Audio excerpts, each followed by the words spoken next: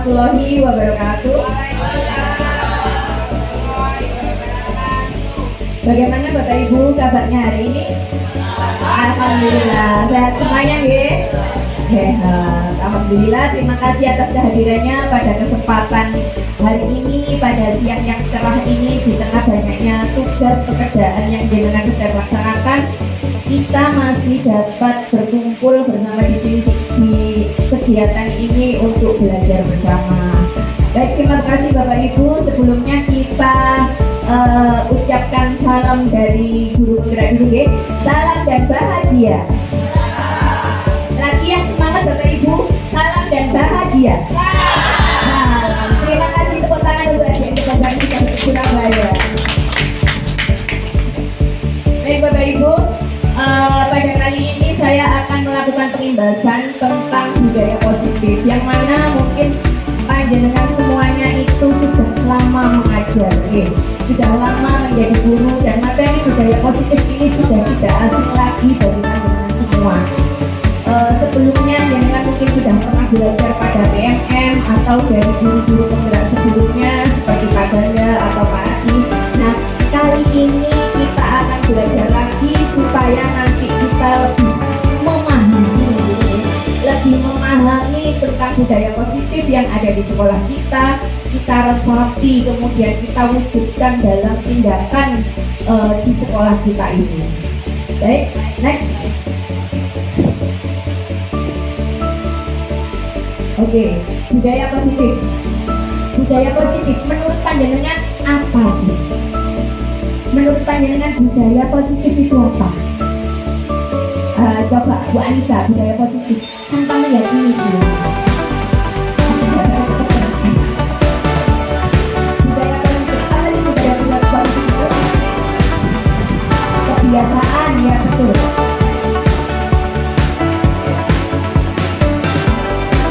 Kebiasaan sifatnya tentang kebaikan, betul sekali. Coba bisa nggak apa budaya positif itu bisa nggak?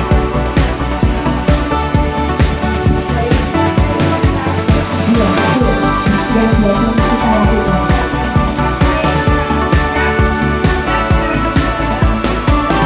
Apa yang kita lakukan yang mengandung hal-hal kebaikan? Betul sekali jawaban Bu Anissa dan Bu Sandra.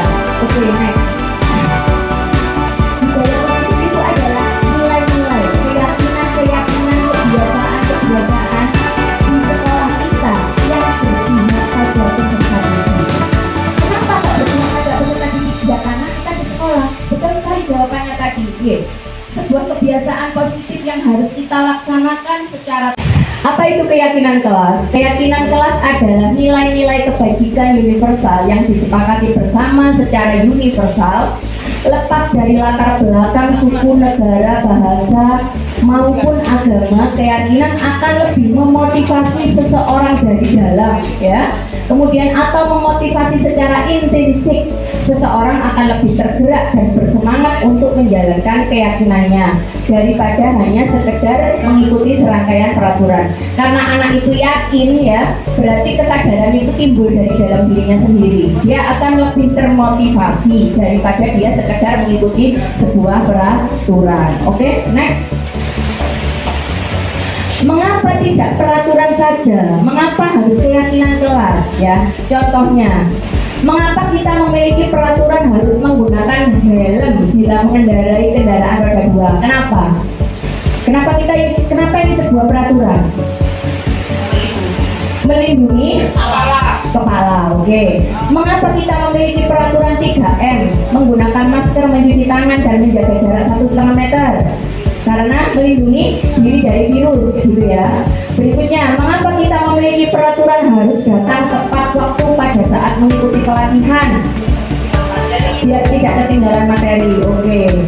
Itu adalah peraturan, ya. Itu tadi peraturan. Peraturan tadi itu beda dengan motivasi yang ada dari dalam diri kita. Kalau kita punya kesadaran, oh saya harus menggunakan helm supaya nanti kalau itu terjadi sesuatu, saya masih bisa, insya Allah tetap selamat. Terus kenapa kita memakai masker? Supaya kita terhindar dari virus. Nah, itu kesadaran dari diri diri kita sendiri. Untuk mendukung motivasi intrinsik, kembali ke nilai-nilai keyakinan. Keyakinan lebih menggerakkan seseorang dibandingkan mengikuti serangkaian peraturan-peraturan. Jadi menurut Bapak Ibu, di sini lebih kuat mana dampaknya antara peraturan dan keyakinan? Peraturan atau keyakinan? Keyakinan ya, karena itu muncul dari dalam diri kita motivasinya. Oke, next. Contoh lain dari keyakinan kelas: tunjukkan rasa menghargai temanmu dan gurumu. Kerjakan sesuatu dengan baik dan hormati pekerjaan temanmu. Selalu perhatikan ketika orang lain berbicara. Selalu bersihkan tempat di mana kamu berada dan beraktivitas. Hargai barang-barang kepunyaanmu milik orang lain dan milik bersama. Ini adalah contoh keyakinan kelas. Oke, kan? Bapak Ibu, selanjutnya diharapkan nanti pada tahun ajaran baru panjenengan sudah bisa membuat keyakinan kelas di kelasnya masing-masing. Kira-kira bisa apa enggak? Bisa ya. Kita mulai perubahan dari tahun ini, begitu ya. Karena kita sudah berkali-kali mendapatkan materi ini. Prosedurnya bagaimana? Satu, mempersilakan murid ya, untuk bercurah pendapat tentang peraturan yang perlu disepakati di dalam kelas.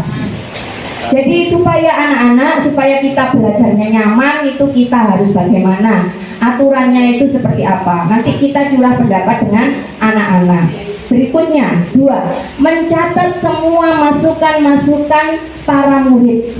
Jadi itu perlu ibu-ibu, kita catat semuanya ya. Itu bagian dari berpikir divergen. Jadi apa saja yang menjadi ide anak-anak perlu kita catat untuk menghargai mereka.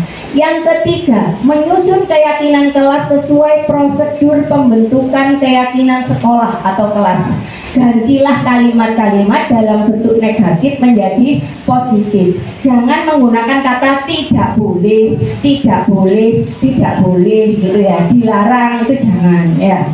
Dilarang mengganggu teman yang sedang belajar. Kita ganti menghormati teman yang sedang belajar itu. Berikutnya, tinjau kembali daftar curah pendapat yang sudah dicatat. Ini kita dalami, ditinjau lagi. Apa yang sudah kita catat tadi, kita tinjau lagi, kita pendalaman tentang keyakinan-keyakinan kelasnya anak-anak itu. Yang kelima, ditinjau lagi, tinjau ulang keyakinan sekolah atau kelas secara bersama-sama. Sebaiknya keyakinan kelas tidak terlalu banyak ya. Berkisar 3-7 prinsip keyakinan saja. Karena kalau terlalu banyak itu susah diingat, ya, susah diingat dan juga susah diterapkan. Itu.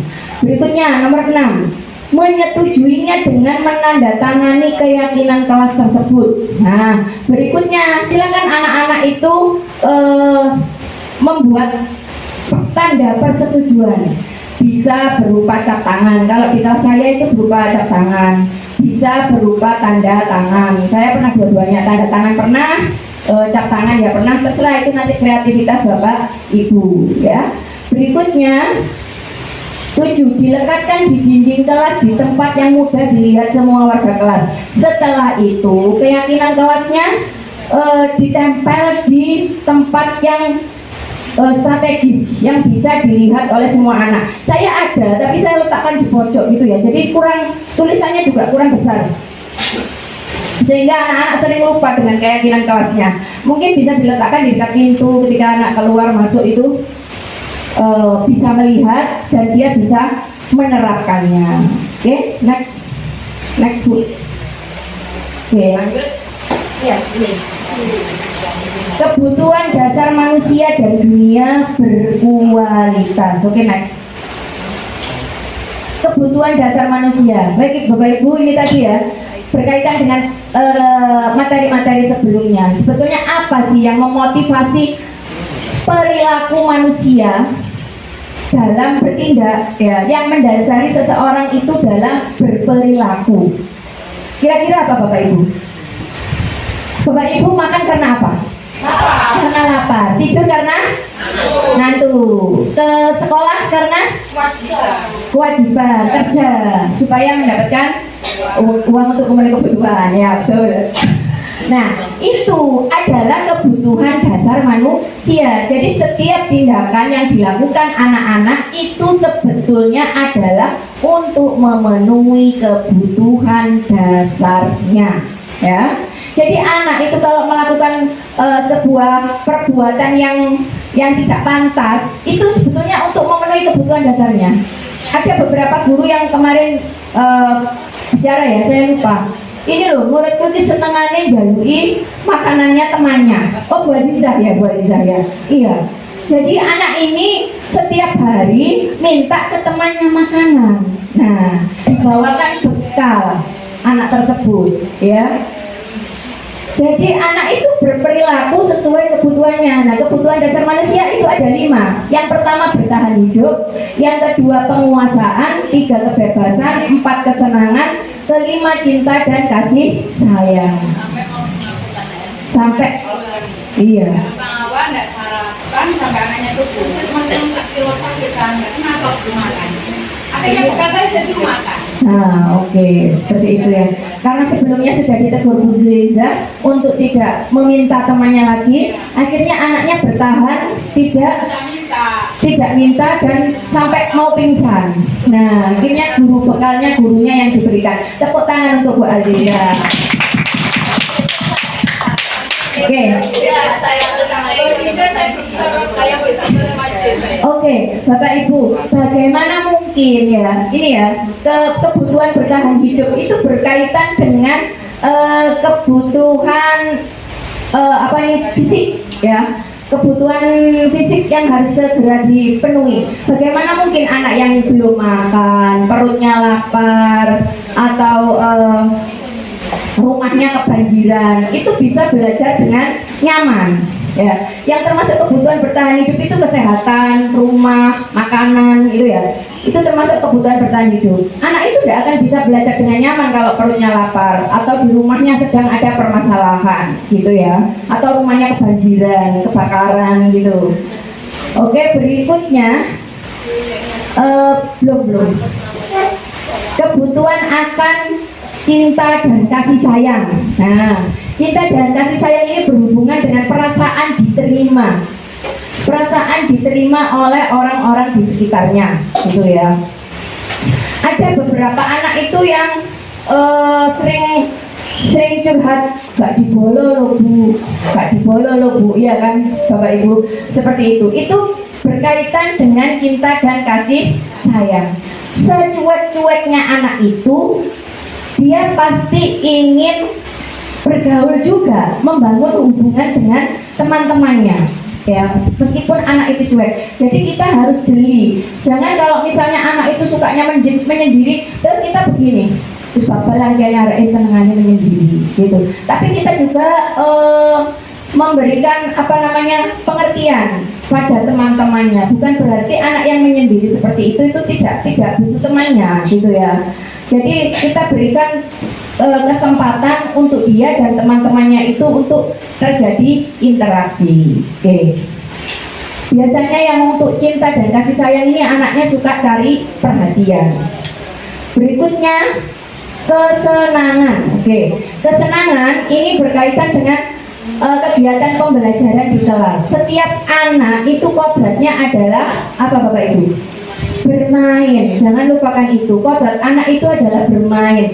Jadi di kelas pun kita usahakan kita menciptakan sebuah lingkungan belajar itu yang menyenangkan untuk anak-anak, ya. Tuh. Berikutnya kebebasan. Nah, kebebasan ini anak juga jangan terlalu didikte, ya. Harus ini dikerjakan ini. Nah, itu jadi anak kita beri kebebasan seperti ini, pembelajaran berdiferensiasi. Jadi anak bisa memilih bagaimana cara belajarnya dan cara penilaiannya. Itu menurut saya pembelajaran berdiferensiasi itu adalah pembelajaran yang bagus sekali karena kita memberikan pembelajaran sesuai kebutuhan belajar anak. Berikutnya penguasaan. Beberapa anak, biasanya ini anak-anak yang cukup mampu dalam akademik, dia ingin diakui. Dia ingin diakui bahwa dia itu bisa, gitu ya, bahwa dia itu mampu mengkoordinasi teman-temannya, gitu, memimpin teman-temannya. Kita juga harus memperhatikan anak-anak yang seperti ini. Oke, next. Oke, 5 posisi kontrol bagi seorang guru. Oke, next. Langsung aja Bu. Next. Terus. Nah, oke. 5 posisi kontrol bagi seorang guru. Yang pertama adalah penghukum. Pembuat orang merasa bersalah sebagai teman, sebagai pemantau, sebagai manajer. Pak Anca, kira-kira Pak Anca apa yang sudah pernah dilaksanakan dari 5 posisi kontrol ini? Pak Anca sebagai apa di kelas? Penghukum, pembuat merasa bersalah, sebagai teman, pemantau, atau manajer? Teman. Sebagai teman, oke. Yang lain mungkin Bu Umi sebagai apa? Sebagai manajer, oke, bagus. Bu Sulis sebagai apa? Lihat kondisi, ya betul. Oke, jadi penghukum, jadi teman, gitu ya, jadi manajer. Oke, baik Bapak Ibu, sebagai penghukum. Jadi sebagai penghukum di sini, penghukum dan pembuat orang merasa bersalah itu membawa identitas kegagalan, ya. Karena kita kontrolnya anak itu dari luar, dari kita, gitu ya, dari kita. Penghukum menghardik, menunjuk-nunjuk, menyakiti, menyindir, biasanya itu ya. Kamu itu ya biasanya kalau penghukum itu nadanya itu keras seperti saya itu, ya, pancet tae, ya, oke. Berikutnya murid berkata, biarkan saja, nanti juga marah-marah lagi, gitu ya. Setelah kita marahi, besok lagi nanti ya marah-marah lagi, gitu. Biasa dimarahi, gitu. Berikutnya mengulangi kesalahan. Akhirnya setelah kita menerapkan hukuman, apakah anaknya jerah? Tidak. Besoknya diulangi lagi. Karena itu tadi takut pada hukuman, bukan kesadaran dari dirinya sendiri untuk berubah. Oke. Berikutnya pembuat orang merasa bersalah. Murid meletakkan guru di dalam dunia berkualitas. Dia itu kan mengidolakan kita, dan kita dimasukkan dalam dunianya itu, tapi dia merasa gagal. Saya sudah gagal menjadi murid yang baik untuk guru idola saya. Biasanya seperti itu. Anaknya minder, istilahnya seperti itu. Merasa gagal, tidak bisa sesuai ekspektasi gurunya. Kemudian murid berkata, maaf Bu Suci, gitu ya. Berikutnya merasa rendah diri. Dampak pada murid, dia akan merasa rendah diri.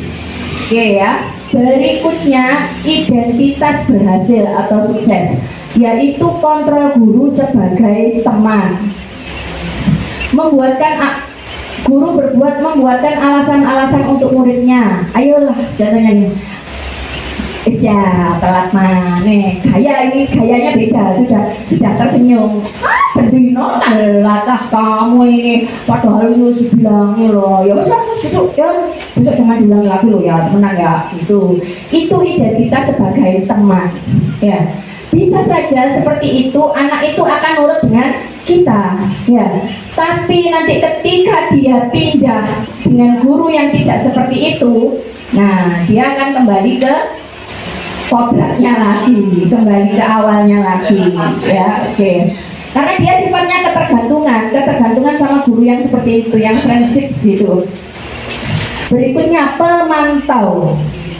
Kontrol guru berikutnya sebagai pemantau, menghitung dan mengukur. Kemudian gurunya berkata, apa peraturannya? Kan sudah ada peraturannya sebelumnya. Kita tanyakan, loh, kok terlambat? Peraturannya apa? Gitu ya. Hasilnya menyesuaikan diri bila diawasi. Murid akan menyesuaikan diri, oh ya sudah ada peraturan seperti itu gitu. Tapi bila diawasi, bila tidak ya kembali lagi. Murid meletakkan guru, peraturan dan hukum di dunia berkualitas. Berapa banyak bintang yang saya harus peroleh, berapa halaman yang harus saya tulis. Murid tahu jadinya. Murid jadi tahu hukuman apa yang akan didapatkan. Ketika saya berbuat baik, berapa banyak bintang yang akan saya peroleh, saya akan dapat hadiah apa. Ketika saya salah, saya nanti harus menulis berapa halaman gitu ya. Jadi sudah tahu seperti itu. Kemudian dampak pada murid, menitik beratkan pada sanksi atau hadiah untuk dirinya gitu ya. Oke, berikutnya manajer.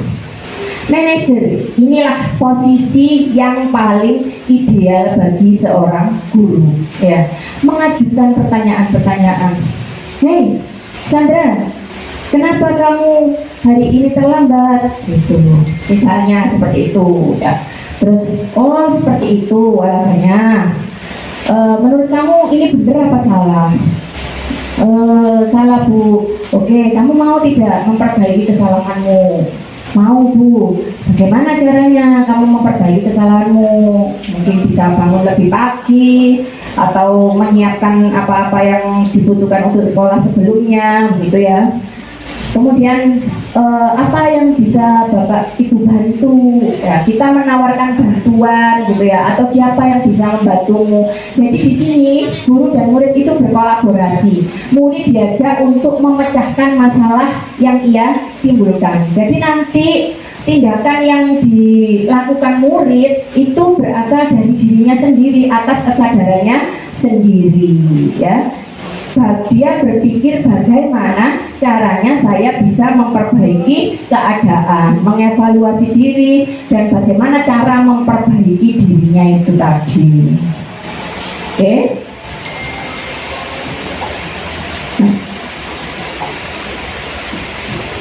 Oke. Sebentar nih Bu Ibu. Berikutnya adalah di layar itu ada pernyataan Bapak Ibu. Siapakah yang mengatakan? Seorang penghukum, seorang pembuat merasa bersalah, teman, pengontrol, atau manajer. Saya kecewa sekali dengan kamu. Siapa yang mengatakan? Pembuat rasa bersalah. Oke, berikutnya kamu tidak pernah benar melakukannya. Penghukum, ayo lakukan demi Bapak Ibu. Teman, apakah kamu mau mendapatkan stiker bintang hari ini? Manajer, coba nanti kita lihat jawabannya. Bagaimana kamu bisa menyelesaikan masalah ini? Manajer, kamu selalu yang paling terakhir. Penghukum, oke next. Oke, ya. Pembuat orang merasa bersalah, penghukum, teman, pemantau, manajer, penghukum. Oke, next.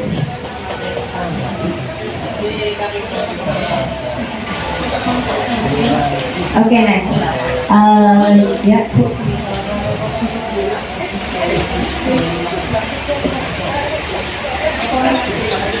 Oke, berikutnya adalah segitiga restitusi ya. Bagaimana caranya memunculkan motivasi intrinsik dari dalam diri siswa supaya anak tersebut ya, disiplin positifnya itu datang dari dirinya sendiri ya Bu Baik. Pertanyaannya tadi seperti itu ya Bu Baik. Dengan menerapkan segitiga restitusi ini ya. Jadi apapun tindakan anak-anak ya, kita terapkan segitiga restitusi sebagai alat utama untuk memecahkan permasalahan anak-anak. Segitiga restitusi itu apa? Segitiga restitusi itu adalah sebuah tahapan-tahapan untuk memecahkan permasalahan anak-anak tadi. Ada 3 tahap. Yang pertama adalah menstabilkan identitas. Yang kedua adalah validasi tindakan yang salah.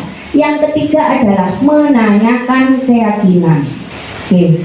Menstabilkan identitas, contohnya seperti apa? pengertiannya seperti apa? Setiap orang pasti pernah melakukan kesalahan, ya. Kamu bukan satu-satunya yang pernah melakukan ini. Jadi ketika anak itu melakukan kesalahan, biasanya apa yang Bapak Ibu lakukan? Langsung kita marahi, ya, wajar, tidak apa-apa. Saya pun ya dulu seperti itu karena belum tahu, ya, langsung kita marahi. Nah, seharusnya kita stabilkan dulu, ya. Kita pun sebagai guru pernah melakukan kesalahan, ya, kita stabilkan dulu anak itu. Misalnya anak itu datang terlambat, ya, di istilahnya itu ditepak bisa ada sini duduk, di sini duduk, istilahnya begitu. Ada apa? Kenapa kamu terlambat hari ini? Karena biasanya takut kan anaknya itu, ya, ketakutan, di sini duduk, ada apa? Kita stabilkan dulu, nggak apa-apa terlambat, ada apa gitu. Kita seperti itu dulu, ya. Terus yang kedua, setelah kita menstabilkan identitas, kita validasi tindakan yang salah. Ini ada tahap kedua. Apa saja kegiatan yang kita lakukan pada validasi tindakan yang salah? Adakah cara yang lebih efektif untuk mendapatkan apa yang kamu butuhkan? Kamu tentu punya alasan mengapa melakukan itu. Kita tanyakan dulu alasannya. Kenapa anak tersebut melakukan kesalahan? Ya, kita tanyakan. Kenapa kamu terlambat? Gitu. Biasanya macam-macam. Ada yang bangunnya kesiangan, ada yang membantu orang tuanya, begitu ya Bapak Ibu, macam-macam. Nah, setelah itu Bapak Ibu, berikutnya adalah menanyakan keyakinan. Nilai-nilai apa yang telah kita sepakati? Kamu ingin menjadi orang yang seperti apa? Kalau divalidasi tindakan yang salah tadi, betul-betul kita korek, ya, apa yang mendasari anak tersebut berbuat salah. Kemudian dia sadar tidak kalau perbuatannya itu salah, gitu. Kalau dianya sadar, ya sudah Bapak Ibu, jangan semakin dihakimi. Ketika anak itu sudah mengaku salah, sudah tahu perbuatan salah, itu sudah bagus, ya. Bentar. Sebentar, Bu Tias. Katanya Bu Tias kenaan, iya, awalnya seperti itu, kenaan, pegel, sudah beteng-beteng gitu, ya. Sabar dulu Bu Tias, ya. Ketika sudah tahu alasannya apa, ya, sudah tahu kesalahannya apa, kita tawarkan pada anak itu. Kamu mau terus seperti ini, atau kamu mau jadi berubah menjadi lebih baik lagi? Apakah kamu tidak punya gambaran menjadi anak yang lebih baik? Seandainya kamu berubah lebih baik, seperti apa itu bentuknya, itu seperti apa? Nah itu, ya, menanyakan keyakinan. Kamu itu maunya jadi orang yang seperti apa, gitu? Keyakinan apa sih? Di kelas kita kan ada sebuah keyakinan yang sudah kita sepakati. Keyakinan apa yang sudah kamu langgar, gitu ya, yang sudah kamu langgar, dan bagaimana kamu caranya memperbaiki keyakinanmu itu tadi supaya lebih baik, itu kita tanyakan ke anak-anak. Oke? Next, sambut, terima kasih. Tapi sebelumnya saya ingin memperlihatkan sebuah video dulu, ya. Bentar. Bukan ini video saya sendiri. Baik Bapak Ibu, berikut ini adalah saya tampilkan contoh penerapan segitiga restitusi yang saya praktikkan untuk permasalahan yang ada di kelas saya, Bapak Ibu.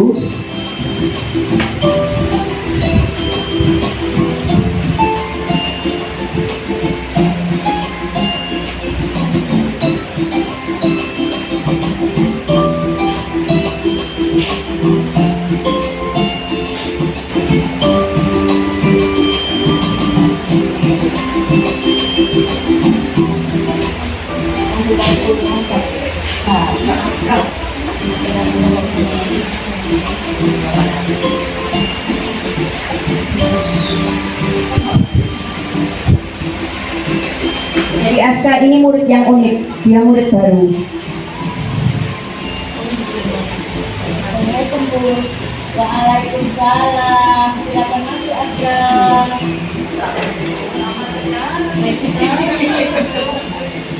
Suaranya kurang keras.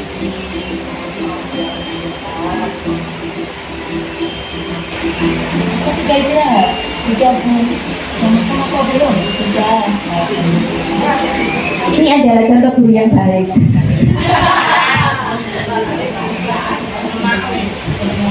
Ya kita tanyakan dulu anaknya tadi setelah membuat masalah, ya kita tanyakan sudah istirahat belum, sudah makan belum.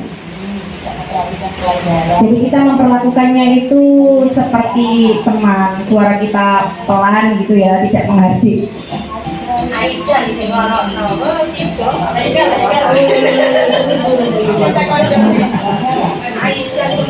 Benar Bapak Ibu, memang tidak mudah menerapkan ini, betul ya. Saya sendiri pun masih belajar gitu ya. Awalnya juga saya, tapi dengan kita berbuat seperti itu terus, kita melakukan tindakan yang sudah kita laksanakan berkali-kali seperti itu, apakah berhasil? Tidak lagi. Jadi mulai saat ini mungkin kita bisa melakukan perubahan-perubahan karena setiap anak itu punya kodrat ya, ingin diperlakukan dengan baik juga gitu. Kita coba memahami apa sih yang dibutuhkan murid, karena anak-anak itu melakukan tindakan seperti itu tuh juga itu tadi memenuhi kebutuhannya. Mungkin dia butuh kasih sayang dari orang tuanya dan lain sebagainya, dan tugas guru itu memang memenuhi kebutuhan murid gitu ya, asalkan tidak leres, betul. Jadi kita itu sebagai orang tua, kalau tidak kita, siapa lagi, sementara di rumahnya juga ya seperti itu. Iya, seperti itu ya Bu Baik. Siapa Bu Baik? Muridnya Bu Kelvin ya. Ya Bu sudah bilang. Kelas ya. Kelas sama-sama. Kamu masih ingat? Perbuatan akad ini melanggar keyakinan kelas menghormati dan menyayangi menghormati dan menyayangi dan menyemangati betul sekali. Kalau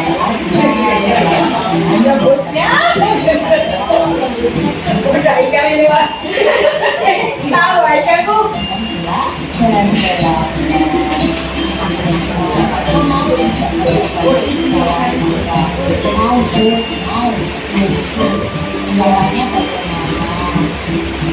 Kalau waktu dijelaskan betul kita memperhatikan pemain jadi saat dijelaskan saat dijelaskan akan dibahas itu ya jangan jangan mengganggu teman-teman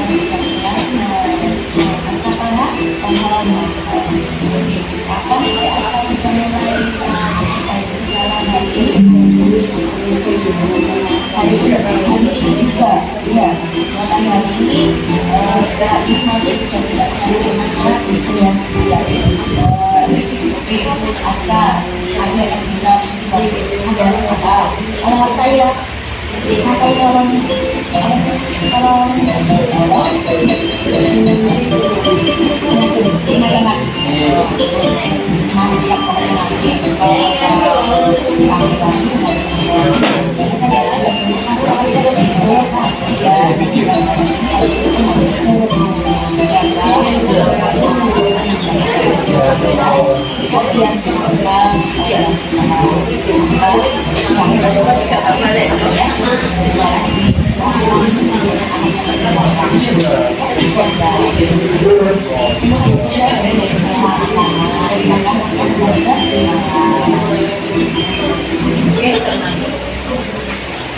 Oke, sudah. Demikian Bapak Ibu, terima kasih ya. Semoga kita dengan kegiatan hari ini bisa mendapatkan manfaat gitu ya. Saya paham ini memang sulit, bagi saya pun sulit gitu ya, menerima kenyataan bahwa takdir seorang guru itu memang seperti itu ya. Oke, kalau tidak kita, siapa lagi yang menyayangi anak-anak tersebut itu ya. Oke, terima kasih, kurang lebihnya mohon maaf. Wassalamualaikum warahmatullahi wabarakatuh.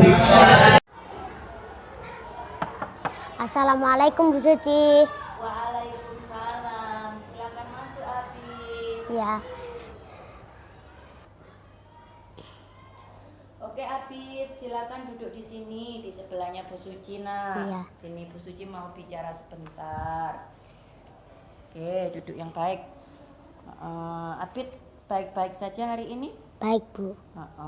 Abid tahu kenapa dipanggil Bu Suci ke sini? Tahu, Bu. Soalnya saya bertengkar sama Aska di kelas.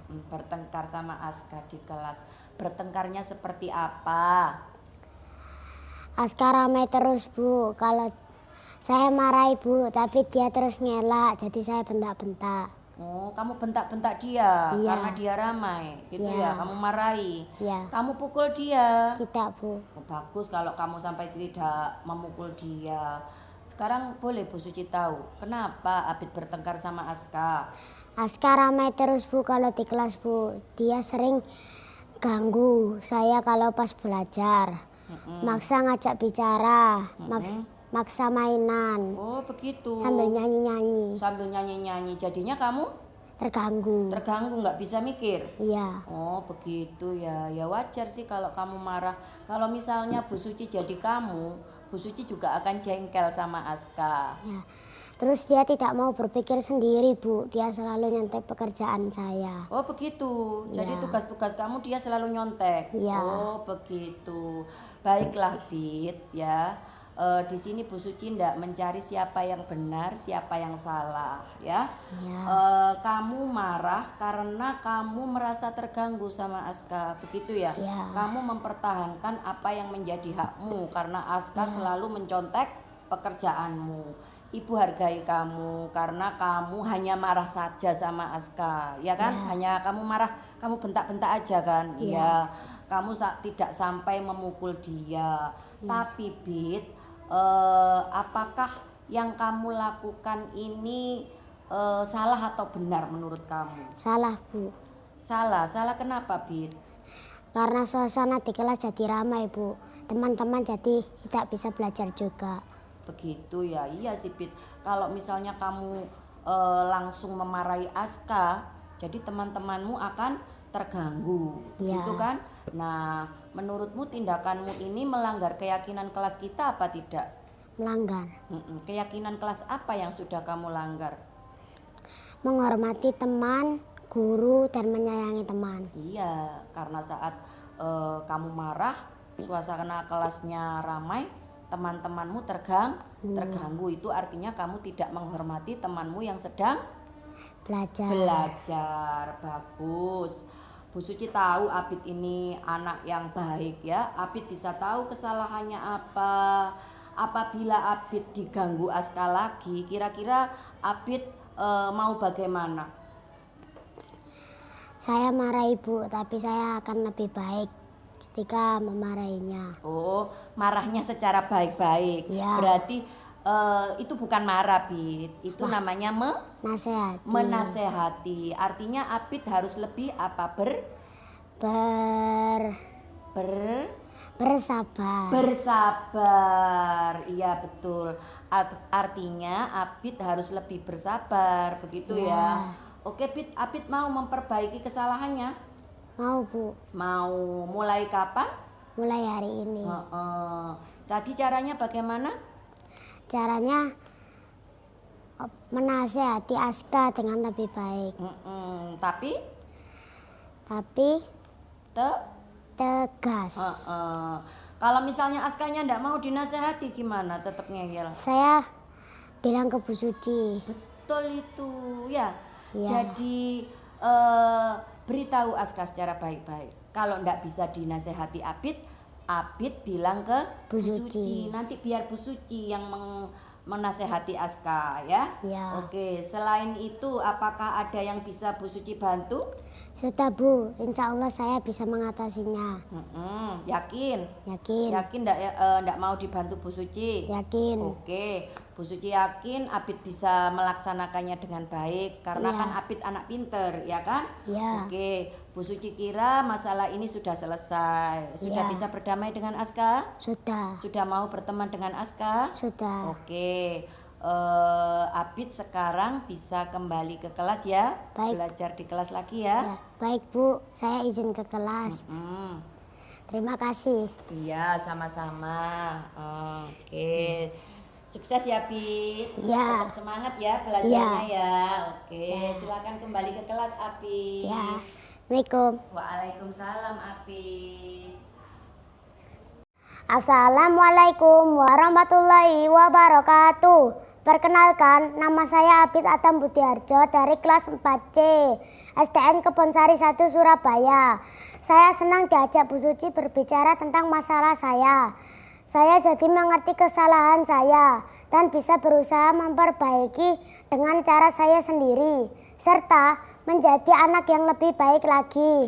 Terima kasih Bu Suci. Wassalamualaikum warahmatullahi wabarakatuh.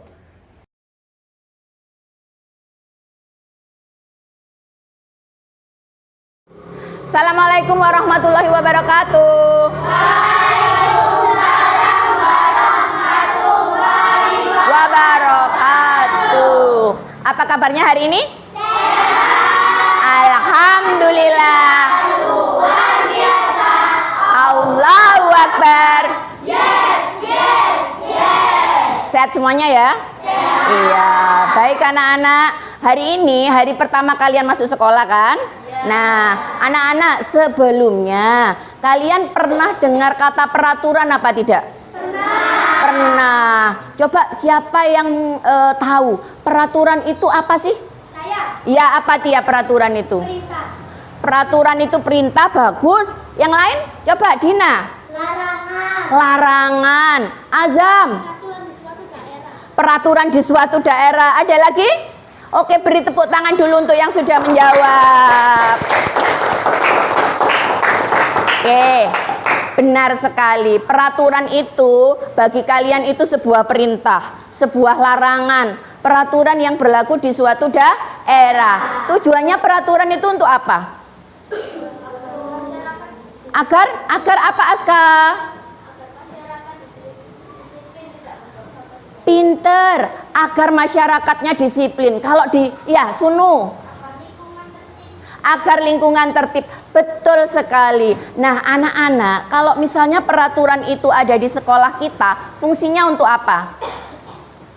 Ya, Bit. Menjaga ketertiban warga sekolah. Tia. Menjaga kebersihan sekolah. Tepuk tangan, bagus sekali. Oke, sudah. Anak-anak, betul sekali peraturan itu digunakan di sekolah kita supaya kalian belajarnya nyaman, lingkungannya tertib, sekolahnya bersih, akhirnya belajarnya nyaman. Tapi, adakah di antara kalian yang pernah melanggar ketertiban atau peraturan di sekolah? Siapa? Coba siapa yang pernah? Siapa yang pernah? Lupa membawa topi. Lupa membawa buku, lupa memakai sabuk. Nah, anak-anak, coba kenapa sih kalian bisa sampai melanggar peraturan? Kenapa? Kenapa kok kalian itu melanggar peraturan? Kurang disiplin, bagus sekali. Ada lagi? Ada lagi? Nah, itu tadi ya, diantaranya karena kenapa kalian melanggar peraturan? Karena kurang disiplin. Nah, disiplin itu anak-anak harus muncul dari dalam hati. Betul, bukan karena ada peraturan. Kalau ada peraturan tapi hati kalian itu menganggap peraturan sebuah larangan, akhirnya yang terjadi itu tadi tidak disiplin. Tapi kalau disiplin itu dari hati, misalnya, oh iya ya, memang aku itu sekolahnya di Kebonsari, maka kalau di Kebonsari itu harus membawa buku sesuai jadwal, datangnya tidak boleh terlambat, memakai atribut lengkap. Itu kesadaran dari hati. Nah, kalau misalnya kesadaran dari hati itu disebut dengan Nah, disebut dengan keyakinan. Hari ini kita akan membuat keyakinan kelas supaya kita belajar di sekolah itu merasa apanya? Nyaman. Aman. Supaya nyaman dan aman, kita buat peraturan sendiri dari hati kita yang disebut keyakinan Mau apa tidak? Mau aja apa mau banget? Oke. Sebelumnya Bu Suci mau tanya dulu. Keyakinan kelas kalian, peraturan yang kalian tahu, diantaranya apa saja sih yang perlu kita tulis, yang perlu kita adakan supaya kelas kita itu enak dibuat belajar? Ayo, siapa? Naira, betul sekali, menghormati guru. Yang lain? Nadifa? Membuang sampah pada tempatnya. Sunu? Datang tepat waktu. Radit? Berteman dengan siapa saja? Mengerjakan PR. Tepuk tangan dulu ya. Semuanya pinter-pinter. Nah, oke, sudah. Bu Suci punya kertas warna hijau. Ya, Bu Suci yakin kalian punya pendapat sendiri-sendiri, punya peraturan yang kalian yakini. Nah, minta tolong nanti pendapatnya ditulis di sini ya. Bisa apa tidak? Nah, dituliskan di sini, nanti kita tempelkan di papan tulis. Siap? Siap. Oke, Bu Suci bagikan ya. Ke belakang kan, diletakkan di belakang. Ya, pinter. Silakan menulis, nak, ditulis peraturannya. Yang sudah dapat silakan ditulis. Ya. Pakai ballpoint ya.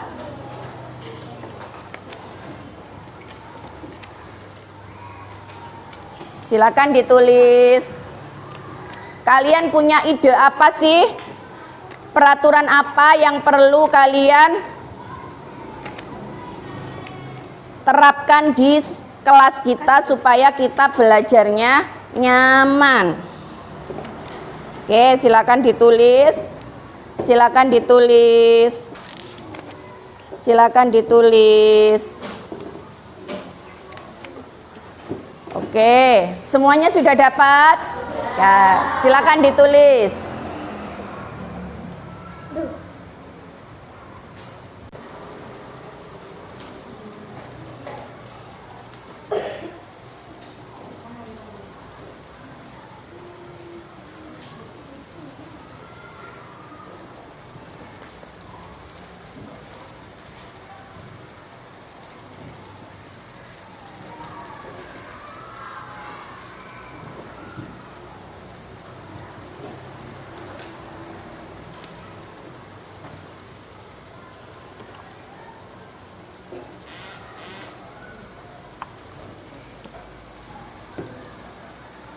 Disconnected.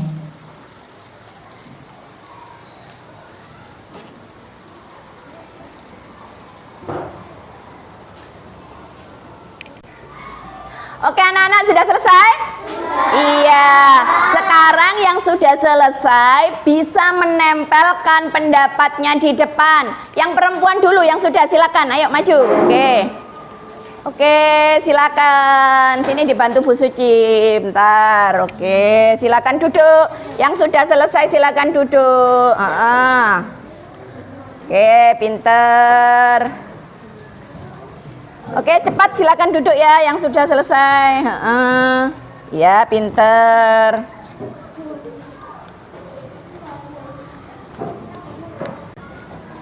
Oke, yang laki-laki boleh maju.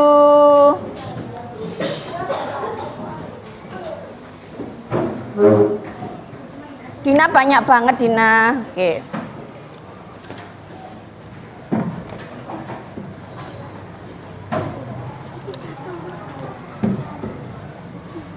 Iya, ditempelin aja.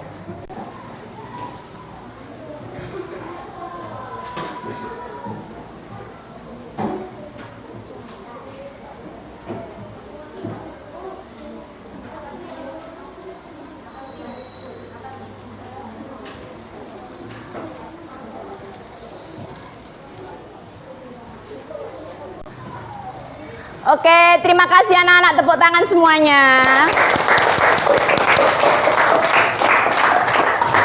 Baik, sekarang Bu Suci bacakan sebentar ya. Apa sih ide-ide kalian tentang peraturan, keyakinan yang harus diterapkan di kelas kita? Yang pertama dari Alfi, menjaga fasilitas kelas. Betul.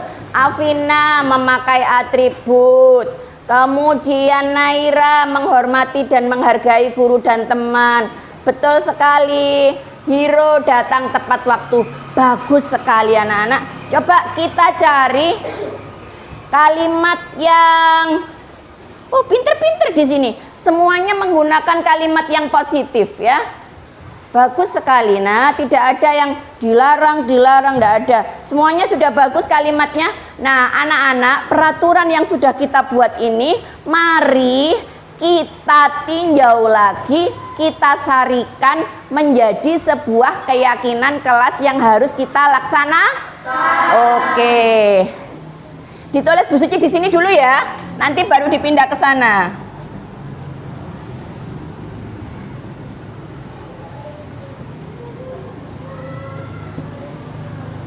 Oke, sekarang menjaga fasilitas sekolah itu termasuk apa anak-anak? Disiplin, saling menghormati, saling menyayangi, bertanggung jawab, menjaga kebersihan, apa anak-anak? Bertanggung jawab. Kita tulis di sini ya, bertanggung jawab.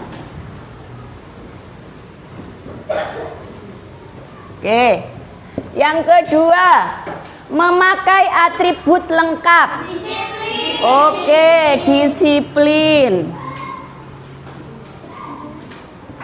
Berikutnya, Naira menghormati dan menghargai guru dan teman. Saling menghormati.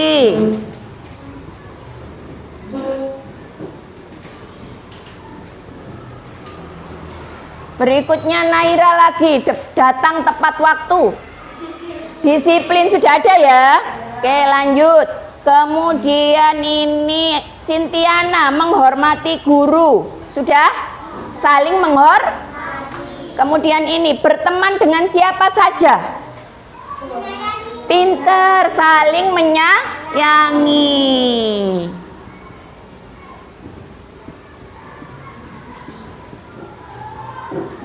Oke, berikutnya Dina melaksanakan piket kelas. Disiplin, menjaga kebersihan, bertanggung jawab. Menjaga kebersihan juga ya. Bertanggung jawab sudah ada, kita tulis di sini menjaga kebersihan.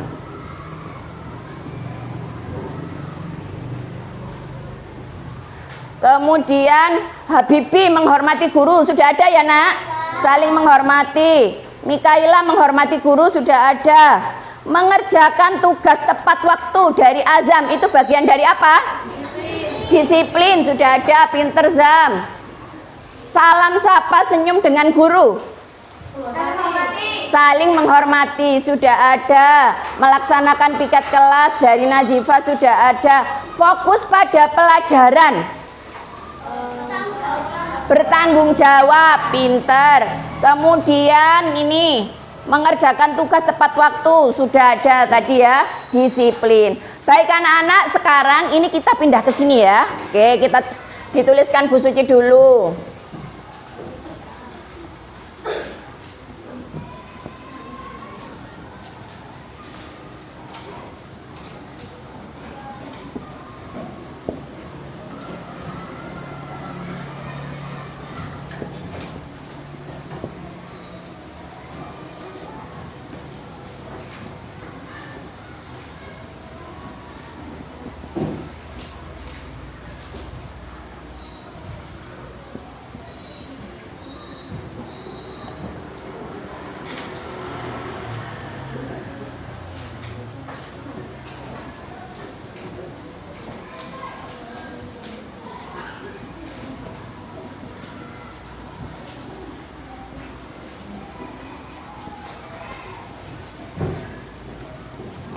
Oke, kita baca bersama-sama keyakinan kelas kita. Apa saja yang pertama?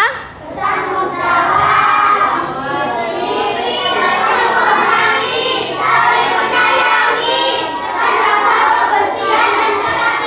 Iya, tepuk tangan semuanya.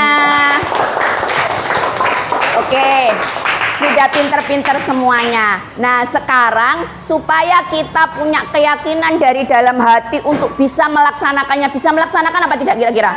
Bisa, hebat. Kalian itu anak-anak hebat. Kita beri tanda persetujuan. Setuju apa tidak? Setuju.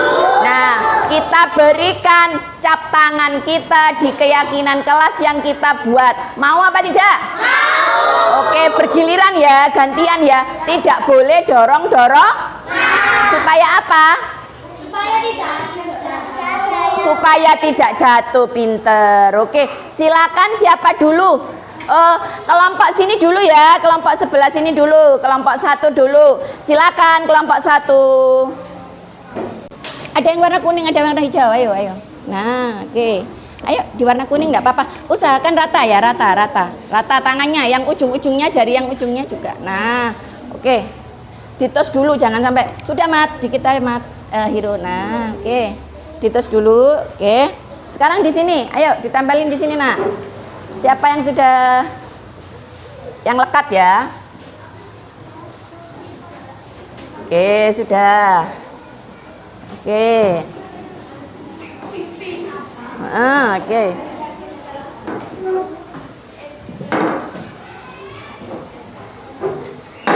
Yang warna merah nggak apa-apa.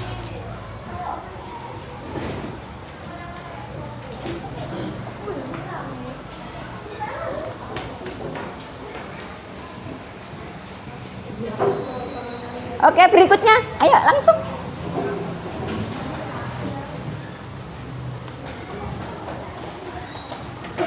Di sini.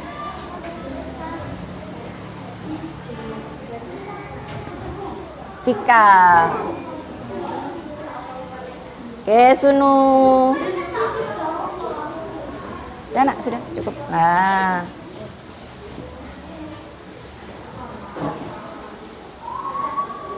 Stop Mas. Stop.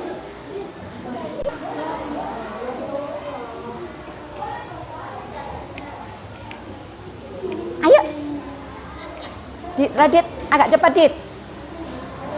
Dit.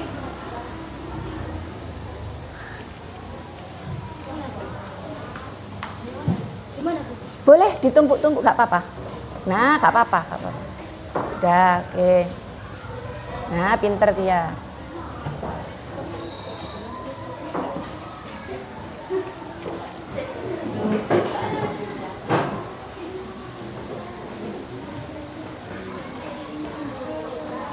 Baik anak-anak, sekarang keyakinan kelas sudah terbentuk. Nah, ini adalah keyakinan kelas kita. Coba dibaca lagi, ada berapa? 5. Ada 5 apa saja?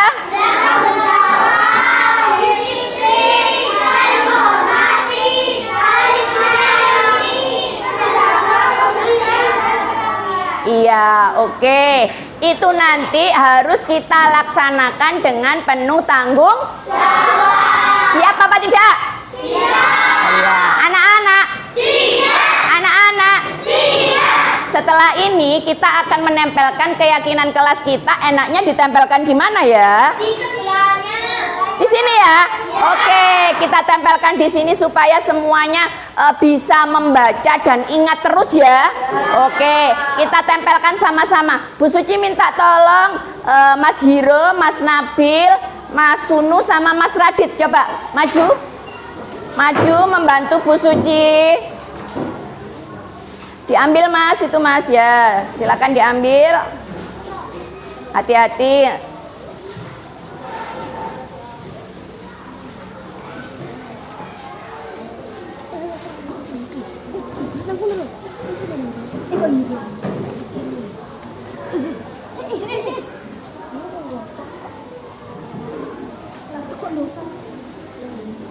Sebentar, Bu Suci bantu. Nah, sudah. Silakan digeser ke sebelah papan tulis.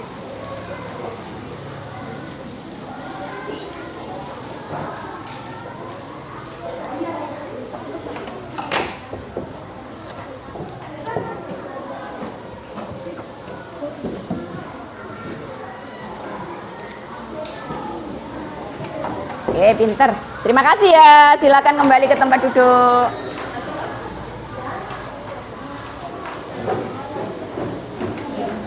Baik, sekarang sudah tertempel di dinding kelas kita. Tepuk tangan semuanya. Oke. Baik anak-anak, siap melaksanakannya? Siap. Oke, anak-anak hebat. Anak-anak. Siap. Anak-anak. Siap. Oke, Bu Suci kira sampai di sini dulu kegiatan kita hari ini untuk membuat keyakinan kelas. Wassalamualaikum warahmatullahi wabarakatuh.